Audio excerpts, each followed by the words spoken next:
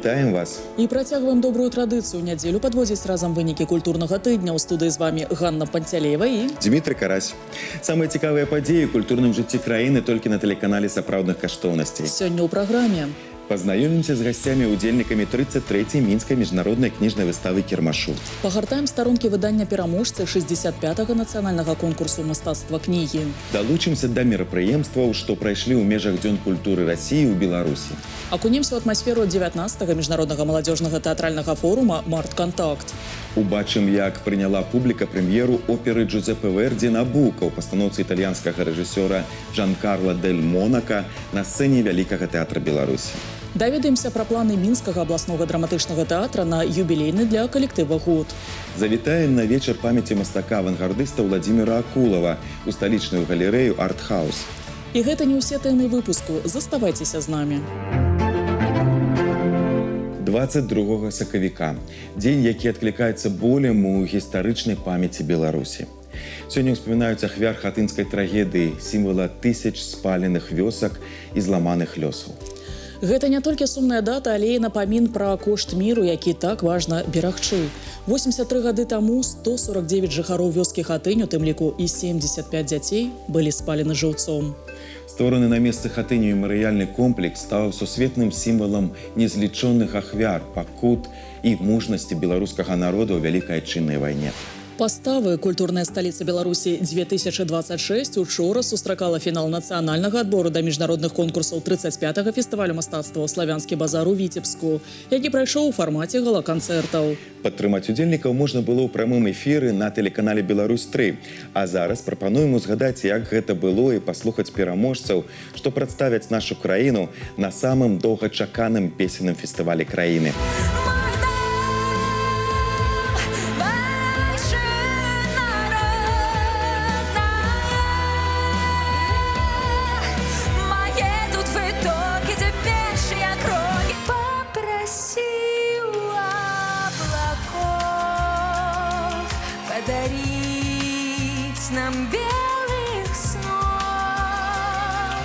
Пажадаем нашым прадстаўнікам на конкурсах славянскага базару перамогі. Мы абавязкова сустрэнемся з імі ў нашай студыі, а пакуль пажадаем ім плённай падрыхтоўкі. Добрая кніга, крыніца ведаў і гарманічнага жыцця. Мінск на гэтым культурным тыдні прымаў міжнародную кніжную выставу «Кірмаш». 33-й па ліку форум аб'яднаў больш за 500 экспанентаў з 23 краін. Прэзентацыі навінак, сустрэчы з аўтарамі і выдаўцамі праграма штодня здзіўляла наведвальнікаў. Тэматычнымі акцэнтамі сёлетняй выставы сталі 35-годдзе садружнасці незалежных дзяржаў і год беларускай жанчыны. Наш корэспандэнт Алесь Мойскі сачыў за падзеямі форуму штодня. Прапануем разам узгадаць самыя яскравыя моманты кніжнага свята. На кніжнай выставе «Кірмашы» і маленькія дарослыя чытачы могуць не толькі набыць кнігі, але і сустрэцца з аўтарамі, атрымаць аўтограф, задаць свае пытанні. Кацярына, звычайна, якія пытанні вам задаюць чытачы на кніжнай выставе? На выставу да мяне часта прыходзяць штогод чытачы, якія растуць на маіх кнігах. Таму самае першае пытанне, што новага выйшла за гэты час, хочам набыць, хочам чытаць, і гэта вельмі прыемна, сапраўднае пісьменніцкае шчасце. Традыцыйна кніжная выстава «Кірмаш» пачала працу з урачыстага пераразання стужкі. У адкрыцці прынялі ўдзел прадстаўнікі адміністрацыі прэзідэнта Рэспублікі Беларусь, выканаўчага камітэта садружнасці незалежных дзяржаў, Саюза пісьменнікаў і Міністэрства інфармацыі нашай краіны. Книга сегодня по-ранейшему актуальная, книга сегодня по-ранейшему любимая. Сегодня у Беларуси на одного жыхара штогод приходится две новые выдаденные книги. И темпы книгодрукавання в нашей краине не снижаются. У нас павялічваецца колькасць беларускамоўных книг. Не ўпершыню галоўная сцэна цэнтральнага экспанента стала калектыўнай. Кожны дзень выставы на ёй прэзентавалі свае выданні краіны СНД. Адкрылі такі творчы марафон гаспадары форуму «Беларускія выдавецтвы». Пасля выступлення фальклорных калектываў выдавецтва «Беларусь» прэзентавала кнігу Янка Купала і Купколас Максім Богданович на мовах народаў садружнасці незалежных дзяржаў. А выдавецтва мастацкая літаратура прадэманстравала казкі народаў СНД. Оформлять казки народу іншых краін, причем казахские, узбекские и так далее, не кожны мастак здолее. Это треба ведать фольклор, традиции народа, до якого ты звертаешься к мастаку.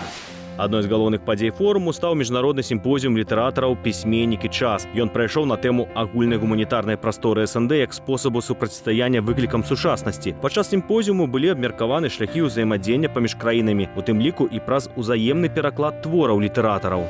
Мы за гэта ўдзячны пасольствам розных краін, амбасадам, якія нам дапамагаюць у арганізацыі гэтай працы, і таксама беларускім пасольствам у розных краінах, найперш у краінах Содружнасці незалежных дзяржаў. Вельмі добрыя сувязі з нацыянальнымі літаратурамі народаў Расіі, з Чувашыі, з Башкартастанам, Удмурціі, літаратурамі нацыянальнымі народаў Дагестана, дзе шматмоўя. Аўтары з розных краін абмеркавалі ўплыў штучнага інтэлекту і перавагу чалавечай творчасці, у прыватнасці у літаратурнай дзейнасці, а таксама ролю пісьменнікаў у адукацыйнай сферы. Не дзіўна, што ў межах выставы кірмашу разгарнуўся адукацыйны квартал, дзе выдавецтвы прадставілі літаратуру для школьнікаў і студэнтаў, у тым ліку кнігі, прысвечаныя году беларускай жанчыны. К выставке мы выпустили книгу «Белорусские женщины, якія опередили час». И, конечно, вот буквально с типографии к нам пришла книга «Я смогла. Вдохновляющая история белорусских женщин». Здесь мы приводим 27 историй. 27 женщин рассказывают о своей судьбе. Мы здесь рассказываем и о Ефросине Полоцкой. Мы здесь говорим и о Анастасии Слуцкой. Здесь, конечно, мы рассказываем и о наших современниках.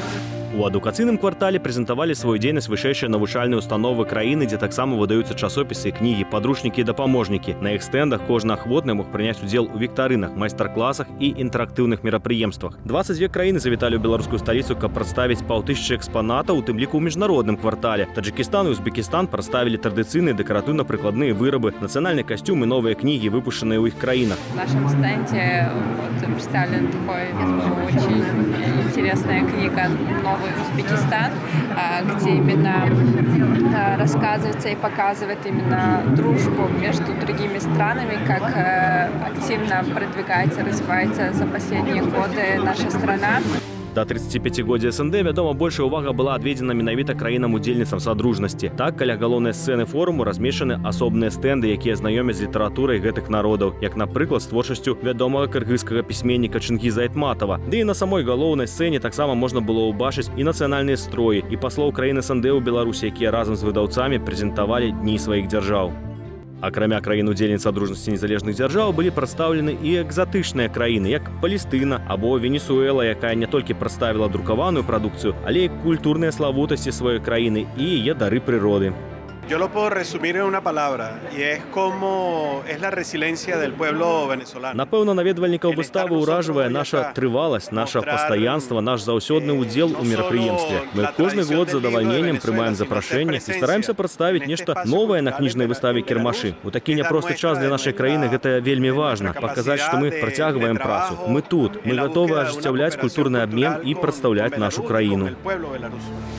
Тэма году беларускай жанчыны была ўвасоблена не толькі ў асобным стэндзе, але і на іншых пляцоўках, як стэнд Нацыянальнай бібліятэкі Беларусі. А на дзіцячай пляцоўцы для маленькіх гасцей форуму і іх мам падрыхтавалі майстар-класы і, вядома, кнігі. Абнавілі сваю хатнюю бібліятэку на гэтым культурным тыдні і Алесь Мойскі з Сергеем Юбко.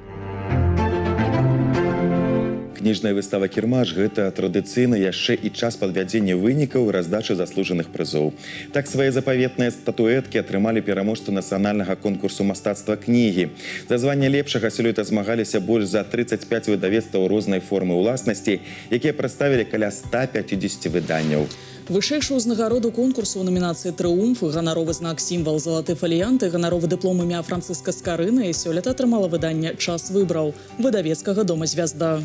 Як з'явілася ідэя стварыць рэтраспектыву станаўлення і развіцця беларускай дзяржаўнасці, абапіраючыся выключна на газетнай публікацыі, чаму менавіта гэты фармат падаўся аўтарам найбольш эфектыўным, у наступнай размове. Мы рады приветствовать вас в этой студии и поздравить с победой проекта «Время выбрало» в конкурсе «Искусство книги». Как газетный интернет-проект в итоге превратился вот в такое масштабное, солидное очень издание? Могу сказать, как от лица издателя, как появилась эта книга. Мы задумывали ее еще как газетный проект. Было 16 выпусков у нас. В 5 газетах холдинга СБ «Беларусь сегодня». Он такой достаточно был у нас продолжительный, 8-полосный проект. Мы стартовали 17 сентября, в День народного единства, и как раз-таки и завершили накануне президентских выборов. Как родилась идея такого издания? Вы знаете, газетный проект в любом случае недолговечен. Мы это тоже понимали, потому что газета живет день, два, ну, максимум неделя. А книга — это, как говоря, ну, может быть, пафосно, но все-таки на века. Это была идея моего коллеги Дмитрия Александровича Жука. В принципе, это его идея этого проекта. Вы видите 2 фамилии на обложке книги. На самом деле это коллектив авторов, нас было достаточно много. И мы как раз-таки хотели, чтобы это завершилось чем-то действительно объемным и солидным. Это ретроспектива, скажем так, всех газет на сегодняшний момент. Это 5 газет холдинга СБ «Беларусь сегодня», которые входят в состав издательского дома. Это непосредственно сама газета «Беларусь сегодня», это «Знамя юности», это «Республика», это «Сельская газета» и «Народная газета». Мы взяли период с 1994 года. Почему именно с 1994 года? Именно потому, что в этот период времени у нас появился институт президентства. Мы избрали первого президента своей страны Александра Григорьевича Лукашенко. И основная концепция этой книги — это становление нашей страны, нашей государственности в период суверенитета и независимости, и института президентства как ключевого института в развитии страны. Про первую, скажем так, начальную публикацию мы чуть попозже поговорим. Мы начнем с 1994 года. Мы взяли за основу президентский слоган в его предвыборной программе «Отвести народ от пропасти». Мы с вами уже люди постарше. Мы помним сложный период 90-х годов, как это было. И мы как раз начинали с того, что не сами свои впечатления рассказывали, а мы отразили ретроспективу того периода через публикации как раз-таки холдинга. Мы подняли более 20 тысяч выпусков, насколько я помню. Концептуально мы каждый период брали и рассматривали, что писали тогда газеты, как жила страна. И это очень важно показать и напомнить и тем, кто жил в тот период, и молодому поколению, которое даже не может себе представить, как это было. Максим Владимирович, как вы думаете, вот кому в первую очередь адресована книга, кто ее читает? Книга эта может быть расцениваться как важный вклад в дело сохранения гуманитарной безопасности нашей страны. При работе с ней мы не только столкнулись с тем, что целый ряд газет временного периода с 1994 по 2000 просто не представлены в сети интернет, их нет. По большому счету вот эта книга, чем и представляет интересы как учебная и как архивное, самое главное, научное пособие, она имеет материальное воплощение этих газет, которых кроме как в библиотеках, в подшивках попросту нет. Кроме того, эту книгу можно рассматривать как достойный вклад наших журналистов, моих коллег, Ольги Александровны и автора идеи нашей Дмитрия Александровича Жука в дело защиты исторической памяти, поскольку даже на этапе подготовки этой книги мы сталкивались с тем, что очень многие, скажем так, противники нашей страны, противники ее суверенного и независимого развития, пытались навязывать даже в момент подготовки этой книги очевидные фейки, которые эта книга сама по себе невольно разоблачала. Вы заинтриговали и сказали, что мы еще вернемся к первому тексту в издании. У нас как бы период заявлен 94-25 годы, но мы начинаем, в принципе, с публикации 90-го года, которая была в газете «Беларусь сегодня» с первой полосы, и называлась она «Работать все равно буду». О депутате тогдашнего Верховного Совета Александре Григорьевиче Лукашенко это как раз-таки публикация. И вот спустя годы автор этой публикации, она, комментируя вот как раз-таки тот период времени, отмечала, что с 360 депутатов, да, удалось разглядеть лидера, национального лидера. Она говорила, что как раз-таки Александр Григорьевич по пути из городца в Гродно на обувную фабрику заскочил в редакцию, чтобы вот как раз-таки встретиться с журналистом, подготовить этот материал. А почему он туда ехал? Он ехал со списком своих сотрудников размерами, чтобы купить людям обувь. Вы много себе представляете руководителей, да, которые так действительно пекутся о своих сотрудниках. Я считаю, что это о многом говорит, о человечности, о высоких моральных качествах Александра Григорьевича. Поэтому мы решили, что эта публикация должна открывать эту книгу. Адзін з ключавых медыярэсурсаў сталіцы агенцтва Мінск навіны сёння адзначае юбілей. Інфармацыйны холдынг вось ужо чвэрцьстагоддзя ўпэўнена трымае руку на пульсе горада. У стылістыцы сучасных медыа практычна ў рэжыме 24/7 рэсурс раскрывае палітычную, эканамічную і культурную карціну Мінска. Мы віншуем калег з 25-годдзем і жадаем толькі добрых навін. Мы, конечно, говорим не только о столичных темах, хотя 70% нашего контента – это, конечно, о нашей любимой столице, развитии. Мегаполис огромный, комфортный, и нам хватает места и информационных поводов, о которых стоит рассказать. Дыялог культур, правераны часам, працягвае гучаць у новых формах і праектах. Дні культуры Расіі ў Беларусі сталі прасторай сустрэчы традыцый і сучаснасці, дзе мастацтва аб'ядноўвае і адкрывае новыя гарызонты супрацоўніцтва. У насычанай праграме дзелавы рытм і святочнае гучанне. Пра арыенціры новага супрацоўніцтва, а таксама творчыя праекты, што раскрылі жыхарам Беларусі культурны код краіны-суседкі, раскажа наша карэспандэнт Лізавета Лапіна. Маштабны культурны праект, які спалучае музычнае суправаджэнне і тэхналагічнае афармленне, знаёмства з новымі кінаперсанажамі і выбітнымі дзеячамі мастацтваў. Чым жа яшчэ адметныя сёлетнія дні культуры Расіі і Беларусі? Зараз пабачым. Традыцыйнае свята Дзень культуры Расіі ў Беларусі аб'яднала шэраг разнастайных праграм. У мінулыя гады праект быў арыентаваны больш на духоўны складнік. Сёлета афіцыйным пачаткам шэрагу мерапрыемстваў стала пасяджэнне калегій Міністэрстваў культуры Рэспублікі Беларусь і Расійскай Федэрацыі. На ім былі падведзены вынікі сумеснай дзейнасці ў духоўнай сферы, абмеркаваны надзённыя пытанні і пастаўлены новыя задачы на бліжэйшы час. По некоторым направлениям у нас есть взаимодействие, но оно такой более случайный характер, наверное, носит в некоторых проектах совместных. Очень хотелось бы, чтобы эти случайности стали не случайными. И чтобы этих проектов было больше, и они были уже системными, они уже планировались и закладывались в бюджет, и по линии, в том числе по линии союзного государства. Галоўнымі напрамкамі сумеснай дзейнасці былі вызначаны захаванне гістарычнай памяці, пытанні патрыятычнага выхавання і адукацыі. Таксама ў межах калегіі былі адзначаны і дасягненні ў культурным узаемадзеянні паміж канкрэтнымі установамі Беларусі і Расіі. Так, міністр культуры Рэспублікі Татарстан Ирада Аюпова і намеснік міністра культуры Расійскай Федэрацыі Андрей Малышаў былі ўзнагароджаны нагрудным знакам Міністэрства культуры Рэспублікі Беларусь за ўклад у развіццё культуры Беларусі. В Республике Татарстан 4 объекта всемирного наследия ЮНЕСКО. И естественно, что мы очень активно сотрудничаем и с объектами ЮНЕСКО Беларуси и учимся у вас, поскольку у вас очень эффективные есть инструменты использования объектов наследия, всемирного наследия ЮНЕСКо. И вот Мирский замок, и Несвишон. Это действительно это очень интересные проекты. Сёлета да Дзень культуры Расіі ў Беларусі быў прымеркаваны і фестываль расійскага кіно, арганізатарам якога выступае Роскіно. Штогод мерапрыемства праводзіцца ў кінатэатрах сталіцы і прыцягвае вялікую увагу гледачоў. У гэтым годзе кінапраграму раздзялілі адразу 2 беларускія гарады. У межах фестывалю расійскага кіно ўсяго было падрыхтавана 11 фільмаў для паказу мінскаму і брэсцкаму гледачу. Мы таксама ўзброіліся ўсім неабходным для іх прагляду.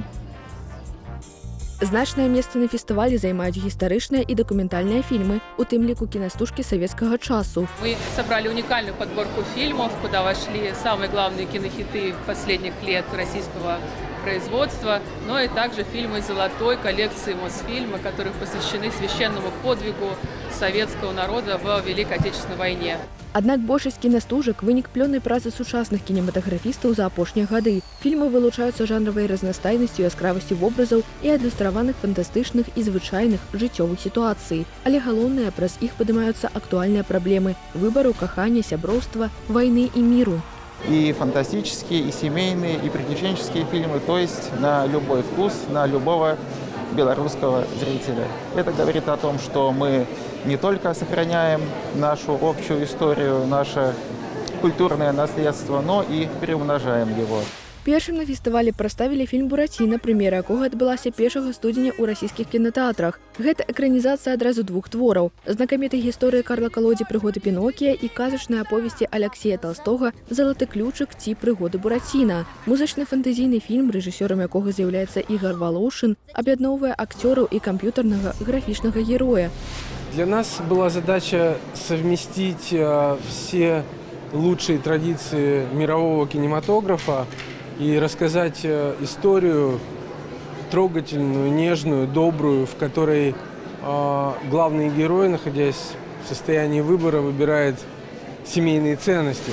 Разам з паказам фільма ў кінатэатры «Масква» распачалася экспазіцыя, арганізаваная Бахрушынскім тэатральным музеем і Роскіно у межах вялікага міжнароднага праекта «Кіно-тэатр» і ўключаная ў цыкл выстаў «Расія земля талентаў». Новая экспазіцыя склалася з 60 фотаздымкаў і пабудавана на ідэі пераемнасці пакаленняў у мастацтве. Так, напрыклад, на стэндах былі прадстаўлены дынастыі Рыбнікавых, Бандарчукоў, Немаляевых, Лазаровых. Все стенды объединены общей задачей представить эти замечательные династии российских деятелей кино и театра.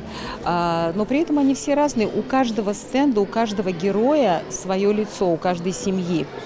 Потому что каждое поколение в этих династиях, оно становится своего рода отражением эпохи. Кульмінацыяй Дзён культуры Расіі ў Беларусі стаў мультымедыйны канцэрт-перформанс «Сімфонія інавацыі», рэалізаваны пры ўдзеле Маскоўскага дзяржаўнага сімфанічнага аркестра пад кіраўніцтвам Івана Рудзіна. Падчас святочнага вечара прагучалі знаёмыя аматара музыкі творы Сергея Рахманінава, Александра Скрабіна, Клода Дебюсі, Сергея Пракоф'ева. Аднак класіка ў такім сучасным звыштэхналагічным фармаце была пададзена беларускаму гледачу ўпершыню. Так, з дапамогай нейрагалаграм прадставілі магчымае сучаснае жыццё кампазітараў, паказалі іх чат у сацыяльных сетках і ўзнавілі іх вобразы і галасы. Для стварэння драматургіі канцэрта былі выкарыстаны вялікія візуалізацыі і светлавое шоу. Самым жа чаканым госцем вечара стаў робат-дырыжор. Аднак, як адзначылі самі арганізатары, яго галоўны недахоп – адсутнасць сапраўдных пачуццяў эмацыянальнасці, якімі валодае і дзеліцца з публікай толькі чалавек. Есть технологии, которые возможно использовать в сфере культуры. И мы не должны этого бояться. Но использовать мы должны технологии в культуре и в искусстве с умом, безусловно, очень аккуратно, осторожно. Об этом, собственно говоря, Сімфонія інавацый сегодня нам и ведает. Падчас правядзення Дзён культуры Расіі ў Беларусі кожны наведвальнік убачыў сучасны стан расійскага мастацтва і паўдзельнічаў у мультымедыйных, кінематаграфічных, выставачных і тэатральных праектах. Як гэта зрабілі на бягучым культурным тыдні Лізавета Лапіна і Олег Качан. Магілёў на гэтым тыдні стаў месцам сустрэчы тэатральных калектываў з Беларусі, Расіі і Казахстана. Там распачаўся самы буйны беларускі тэатральны фестываль, 19-й міжнародны маладзёжны тэатральны форум «Март-Кантакт». Па 27 сакавіка ў праграме 17 спектакляў. 5 тэатральных калектываў удзельнічаюць на фестывалі ўпершыню. Тэматыка пастановак разнастайная, ёсць традыцыя, містыка, абсурд, нязменны эксперымент і пошук, без якога немагчымы рух наперад. Это такая площадка, на которой собираются люди из разных стран для того, чтобы увидеть друг друга, пообщаться, обменяться опытом. И вот само название, мне кажется, «Март-Контакт» соединяет два очень важных смысла. Март, ну, как символ весны, первый весенний месяц, ну и контакт – это наше общение, наша коммуникация. У фае тэатра разгарнулася арт-пляцоўка з тэматычнымі экспазіцыямі. Адкрыў фестываль спектакль Яўген Анегін Арлоўскага дзяржаўнага акадэмічнага тэатра імя Тургенева. Гледачам прадставілі падарожжа па старонках пушкінскага рамана, прысвечанага каханню. Душа ждала кого-нибудь и дождалась. У Мінску выступіў народны артыст Малдовы Константин Масковіш. Канцэрт майстра пан-флейты «Музыка без межаў» прайшоў у Беларускай дзяржаўнай філармоніі ў суправаджэнні сімфанічнага оркестра Белтелерадиокомпании. Очень специфический тяжелый инструмент, духовой инструмент, сделанный из бамбуса, потому что он хорошо вибрирует и отвечает на звуки. Надо обладать неплохим абсолютным слухом и иметь хороший дыхательный аппарат. Разам з галоўным інструментам вечара пан-флейтай у канцэрце былі задзейнічаны скрыпкі, віяланчэлі, гучанне якіх дапамагае дадаць лірызм і глыбіню класічным творам, а таксама група духовых и ударных. В концерте представлена достаточно яркая ритм-группа оркестра, то есть у нас 2 электрогитары, соло, бас-гитара, ударная установка, 2 синтезатора, то есть это электроинструменты. По сути, это эстрадно-симфонический концерт. Яе бязмежна любіць публіка, а майстэрства спявачкі заўсёды дастойваецца станоўчых водгукаў прафесіяналаў. У Вялікім тэатры Беларусі на гэтым тыдні адбыўся канцэрт «Маёй душы спакою няма», прысвечаны юбілею Ніны Шарубінай. Народная артыстка Беларусі пачынала сваю кар'еру ў Магілёўскай філармоніі, а ў 2002 стала салісткай Вялікага тэатра. За гэты час выканала мноства партый. Гледачы ведаюць яе як Лізу з оперы «Пікавая дама», Амелію з балю «Маскараду» ці Микаэлу з «Кармен». Я стараюсь оставаться человеком неравнодушным, что бы ни происходило. И к профессии как певица, как солистка оперы, и к профессии педагогической. То есть я все время в поиске, я все время, то есть вот действительно душе покоя нет. В хорошем смысле слова. «Набука» – одна з самых маштабных і знакавых опер у спадчыне Джузеппе Верді, зноў у рэпертуары Вялікага тэатра Беларусі. На гэтым тыдні драматычную гісторыю пра ўладу, свабоду, чалавечую годнасць прадставіла на беларускай сцэне інтэрнацыянальная каманда на чале з італьянскім рэжысёрам Джанкарло Дель Монако. «Набука» ці «Навуходоносор» з'яўляецца першым трыумфальным творам італьянскага кампазітара. У 1842 годзе сачыненне ўпершыню прагучала ў тэатры Ла Скала ў Мілане. Новая пастаноўка легендарнай оперы стала трэцяй у рэпертуары Вялікага тэатра Беларусі. Сегодня у нас в наличии есть абсолютно все замечательные совершенно голоса для того, чтобы этот спектакль был исполнен. И, конечно, для нашего хора, согласимся, таких больших массовых хоровых спектаклей не так много на нашей сцене, поэтому это тоже для нас большая находка. Пастаноўка Джанкарло Дель Монако адрозніваецца маштабнасцю і цікавымі тэхнічнымі рашэннямі. У спектаклі задзейнічана сотня артыстаў, солисты, грандиозный склад хору и миманс. Вот огромная любовь, потому что солисты, с которыми мы сделали спектакль, действительно у нас получается с ними за счет и какой-то атмосферы, которая была на репетициях, очень творческая атмосфера. Мы все друг друга слышали, мы все друг другу помогали, все друг друга поддерживали всегда в работе и всегда пытались копнуть глубже в характер персонажей. Я безумно благодарен Большому театру Беларуси за таких умных солистов.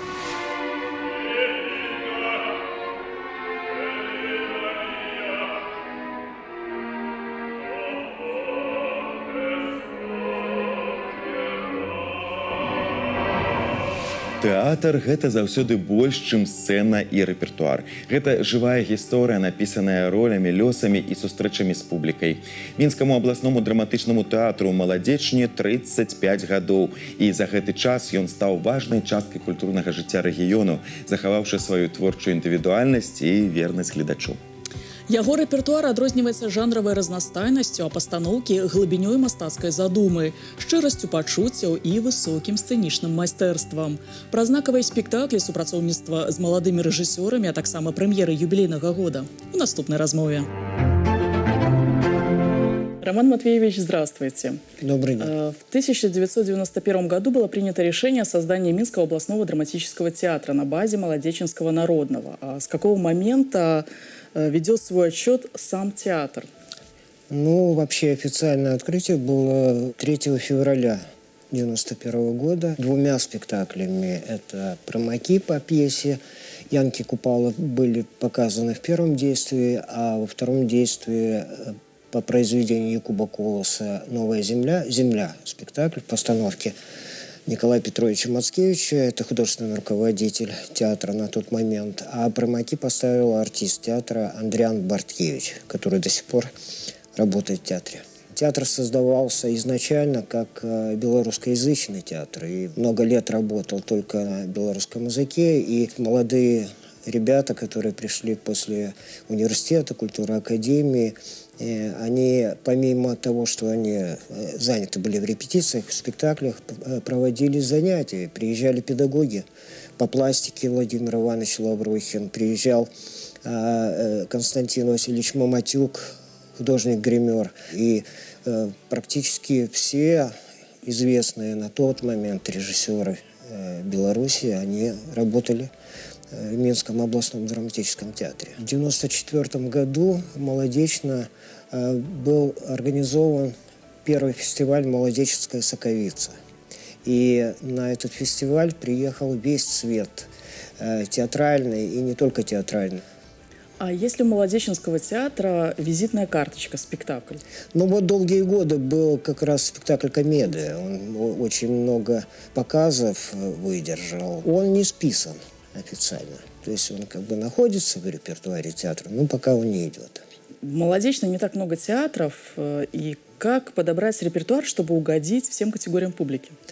Да, Молодечного 2 театра. Моя убежденность такая, вот обязательно в сезоне должна быть классика, должна быть комедия, потому что разная публика, и не всегда в драматическом театре нужно плакать, да? Обязательно пьеса для детей, и обязательно должна быть белорусская пьеса. Юбилейный год. Какими премьерами порадует? Вот сейчас идут репетиции безумно смешной французской пьесы «Мужской род. Единственное число». Смесь классической комедии, фарса, и абсурда, и детектива. И там каждая сцена заканчивается неожиданно и для персонажей, и для зрителей. Написана она, хотя достаточно уже давно, в 1984 году. И я там нашел еще какие-то более острые и современные моменты. Вот мы ее планируем выпустить в апреле месяце. Запланирована постановка спектакля по пьесе американского драматурга Питера Квилтера «Осень». Это такая трогательная история о двух сестрах, которые долгие годы не общались, и свадьба дочери одной из сестер их свела опять вместе, и вот на протяжении всей этой истории выясняется, как много они потеряли, не общаясь друг с другом. А на осень запланирована постановка спектакля по пьесе Андрея Егоровича Макаенко «Затюканный апостол». Спектакль будет на белорусском языке. И вот мы хотим вернуться осенью к этой замечательной пьесе. Есть ли у Минского областного драматического театра свои поклонники в других городах? Вот у нас последняя наша премьера, спектакль «Кто-то должен уйти» по пьесе Валентина Красногорова. Мы ее и в Минск привозили, и уже несколько раз, и буквально через неделю возили в Солигорск. Туда приехали зрители из Молодечина, которые сказали, что в Молодечино они не могут купить билеты на этот спектакль. И люди из Минска приезжали. Так что, зрители есть. Это приятно. И я надеюсь, что будут еще поклонники и в других городах, потому что сейчас у нас запланированы гастроли и в Бобруйск, и в Мозырь, и в Гомель, и в Гродно. Обменные. Если на свое 30-летие театр получил в подарок автобус, то на свое 35-летие уже были какие-то подарки? Спектакль «Башни Молодеченского замка» на национальной премии получил приз за лучший спектакль для малой сцены. У нас прошлый год мы участвовали, это был 3-й уже фестиваль «Перемога». Мы привозили спектакль «7 трофеев» рядового Шапкина, и актер театра Денис Фещенко получил приз за лучшую мужскую роль. Вот. То есть вот, как бы прошлый год у нас такими двумя отметился призами. Марыянетка, Пятрушка, Тамарэска, Роставая і лялька тэатра ценяў. На гэтым культурным тыдні прымалі віншаванне з нагоды прафесійнага свята лялечнікі. Далучылася да віншаванняў і Нацыянальная бібліятэка Беларусі.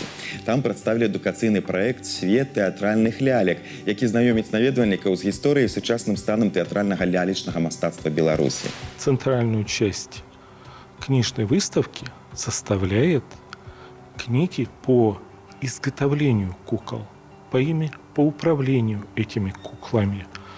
И, разумеется, вы можете ознакомиться с самими куклами, которые были изготовлены сотрудниками Национальной библиотеки.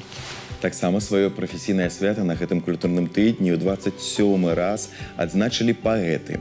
Многія з іх не лічаць сваё захапленне прафесіі, але толькі ў Саюзе пісьменнікаў Беларусі каля 1000 паэтаў. Да свята ў краіне прайшоў шэраг тэматычных мерапрыемстваў і творчых сустрэч. У Нацыянальнай бібліятэцы Беларусі ў межах праекта «20 пытанняў пісьменніку» свае вершы публіцы прапанавала сябра Саюза пісьменнікаў Беларусі Наталья Волчоў. Много дорог. Я выберу самую трудную. Много людей. Я выберу самого мудрого. Много любви. Я выберу самую нежную. Много решений. мне сердце подскажет успешное. У кінотэатрах краіны на гэтым тыдні адбылася агульнанацыянальная прэм'ера анімацыйнага фільма нацыянальнай кінастудыі «Беларусьфільм» «Правільныя правілы». Гэта 20 кароткіх, пацешных і павучальных гісторый для дзяцей малодшага школьнага ўзросту. У іх даступнай для маленькіх гледачоў мовай расказваецца пра правілы паводзін у небяспечных сітуацыях. Візуальныя вобразы дастужкі стваралі выпускнікі Беларускай дзяржаўнай акадэміі мастацтваў. Без купюр і выдумак. Пад такой назвай у Мінску прайшоў вечар памяці Владзіміра Акулова. Мастак-авангардыст пайшоў жыцця ў лютым гэтага года. Яму быў 71 год.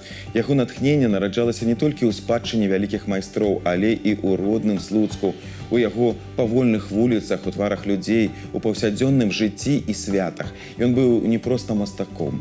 Ён быў летапісцам горада, яго унутраным голасам і адлюстраваннем яго душы. Завітала на вечар памяці Владзіміра Акулова ў галерэю «Артхаус» і наша карэспандэнт Алеся Давідовіч. Творчае амплуа мастака пачало фарміравацца падчас вучобы ў Віцебску. Владзімір Акулаў лічыў сябе прадаўжальнікам віцебскай мастацкай школы. Асаблівы ўплыў на яго аказалі працы Веры Ермалаевай, Казіміра Малевіча, Марка Шагала.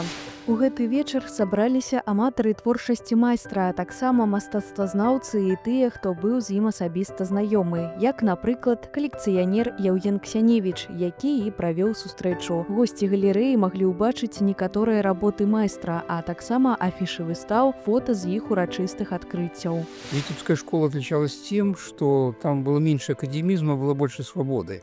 И их мастера давали им возможность самовыражаться. Поэтому он был абсолютно свободный, он делал то, что хотел, но он учился, он много знал. Главное, что нужно художнику, стать узнаваемым, отличаться от других.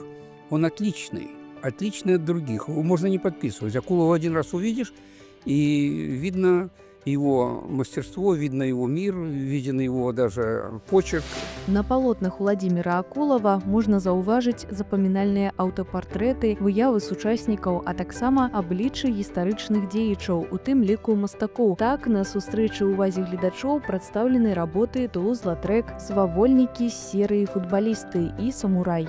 Они обозначили определенную эпоху, мне кажется, в истории белорусского нового искусства, потому что, когда мы говорим о Акулов, мы вспоминаем о белорусском авангарде. Это удивительно интересное явление, очень яркое, да еще, в общем-то, не изученное в определенном смысле. И он, наверное, одна из таких звезд, человек, у которого была, с одной стороны, судьба, которая привлекает всегда внимание, а с другой стороны, его работы, они... Вот, казалось бы, даже на чей-то взгляд, может быть, непрофессиональные, но в них есть такая искренняя энергетика, в них столько чувств, что когда ты видишь эту работу, ты понимаешь, что человек что-то хотел сказать. Сябры Владзіміра Івановича ўзгадваюць пра яго як пра легендарную асобу. Асабліва блізкай да аўтара была сям'я мастака Андрея Плясанова. Открыл его вот для Минска. Как это не пафосно звучит, но все-таки это Андрей открыл. Была выставка в 1987 году, «Панорама» называлась. Андрей привел его туда с работы. Хотя там кураторы говорили, нет, у нас места нет. И он говорит, нет, я найду место, и он будет здесь висеть. И, кстати, после этой выставки он эту работу подарил Андрею. Это знаменитый генерал. Яўген Ксяневіч правёў 18 персанальных выстаў Владзіміра Акулова, і плануецца, што экспазіцыйная дзейнасць будзе прадоўжана. Во многих местах с удовольствием приглашают музеи и галереи на выставке Владимира Акулова, потому что он интересный, он собирает зрителей, он вызывает интерес неподдельный, поэтому вот его время, в общем-то, его время такого настоящего признания и начинается вот сейчас. Работы Владзіміра Акулова засталіся і ў шматлікіх музеях, і ў прыватных калекцыях. Значыць, мастацкае жыццё аўтара будзе працягвацца. Завіталі на вечар памяці мастака на гэтым культурным тыдні Алеся Давідовіч і Максім Рагаўнёў. Мы рады былі пазнаёміць вас з самымі актуальнымі выставамі, канцэртамі і фестывалямі гэтага культурнага тыдня. Мы паспрабавалі не толькі расказаць пра іх, але і паразважаць над гісторыяй сучасным лёсам мастацтва. Далучайцеся да нас праз тыдзень у гэты ж самы час, і мы пазнаёмім вас з новымі героямі і падзеямі культурнага тыдня. Да сустрэчы з сапраўднымі каштоўнасцямі.